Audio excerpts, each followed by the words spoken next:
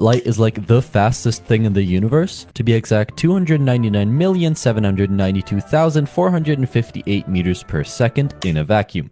That is pretty fast, said everyone. Also, light is a wave, said everyone. Why? If you shoot it through two teeny tiny slits, it creates a fancy pattern due to interference, which is just a wave thing. You see, when two waves cross, they can add up or cancel each other out. These gaps are the spots where they cancel each other out. So in this case, light behaves like a wave.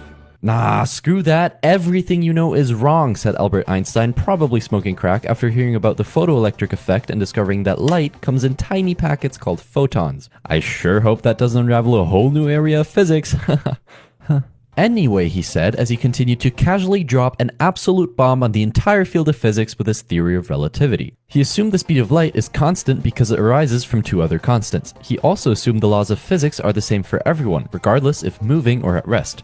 Now think about it. If two people turn on a flashlight but one person is standing still while the other person is on a moving train, wouldn't the person standing still see the other person's light as going faster than the speed of light? The reality is, no, it would be the same as their own flashlight. That's impossible, except if time passes slower for that person from the perspective of this person.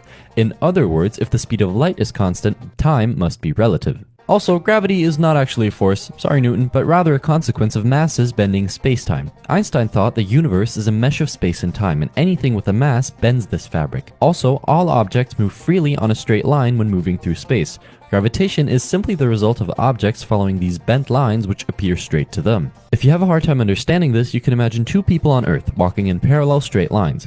Now imagine one standing on the east coast and one on the west coast of the US. If they both walk north, eventually they'll meet at the North Pole. Because of the curvature of the Earth, they ended up at the same point even though they both walked straight relative to themselves.